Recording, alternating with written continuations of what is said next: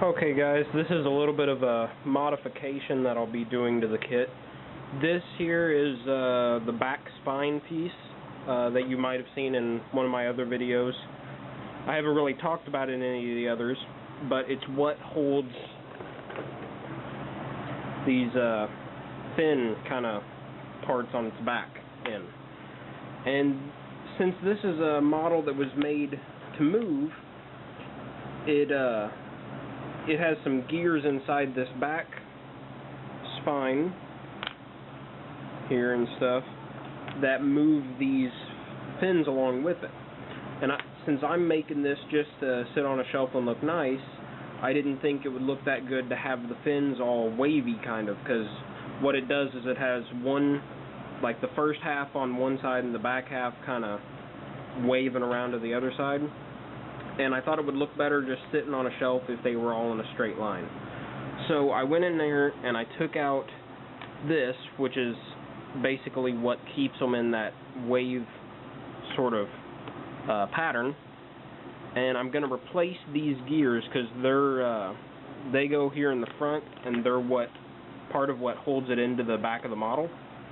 But I'm just going to take these individual little pieces that connect to the fins, and I'm going to glue them right into the back of this. And since I'm trying to do this with one hand, it's a little more complicated, but you get what I'm saying. And I'm going to glue those in real quick, and I'll show you how that goes. Okay, so what I just did is I took my tester cement, put it on one side of each of these little pieces, and glued them right in place. So you can see they're glued in, and I dropped it, but they're all glued in, so they'll stay there. Now, one thing I did think about halfway through doing this is that once I put these two pieces back together now, these are going to be over to one side, which I could fix potentially by putting the glue on this side and this side of the piece, and setting it in and gluing it to the little connector parts here, I guess. But not sure what I'll do. I don't think it'll be too big of a deal being one-sided, but it might be noticeable. Alright, so I did go ahead and decide that I didn't like how it was all set up to one side. I thought it might be a little noticeable once I put everything together. So I just screwed these two pieces back together, these two main pieces, and like I said I was going to, I just dropped each of these in and used the plastic cement to glue them to each side here. And it was a little bit of a pain, just because if you drop them all the way in, then they're going to be not high enough there. But basically I just had to go one by one and use a little screwdriver and hold them in this hole and hold them up against the wall here with the other plastic cement until they kind of set up in place.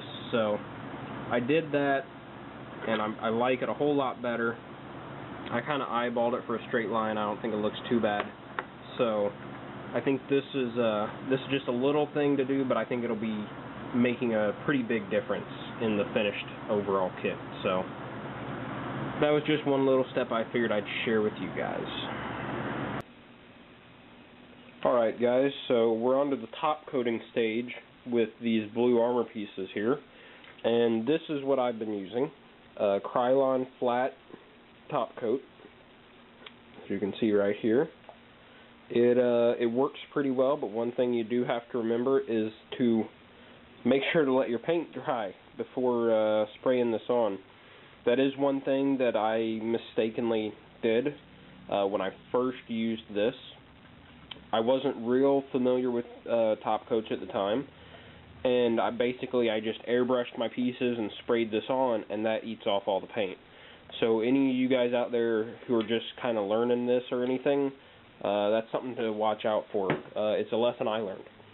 So, but I basically go over these with just a couple coats.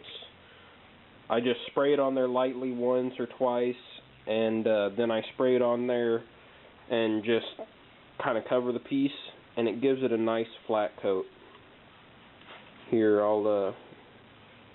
you can see it's not near as shiny as it used to be. I'm not real sure how well the video picked up the shininess of these parts before, but they were very glossy.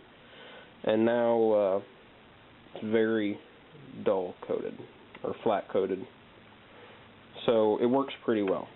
I still have a few more parts that I need to top coat, and I also still have a few more parts I need to paint in general. Right here we have the back part that I just did in the last portion of this video that I primered, and I also have the tail that this was very loose to begin with, because each of these is separate two-part pieces all the way through here, and basically I just had to start at the very bottom, use plastic cement to glue these together, then clamp these two on that, use the plastic cement to get those two together, and so on. So I just had to make this into basically one big piece and then primer it, and then I'm going to airbrush it and do the hand brushing, the smaller details and stuff. So that'll be a little more challenging than usual, but it's nothing too bad, I don't think. Aside from that, I think I just have a few of the armor pieces left to do, wherever they are over here. Oh, here. Yeah, I still have to do the sky blue coating on this. I still have to do all these yellow pieces, like this one here, and all these little polycap kind of pieces. Not polycaps, but just like caps in general, I guess. But yeah, I still got to do those. I still have to top coat those pieces over there. A little bit of touch up on these tail pieces. But other than that, I don't have a whole lot left to do on this, aside from just reassembling it. So I guess that'll be all for this part of the work in progress, and I'll get a little more work done on this, and I'll see you guys later. Thanks for watching.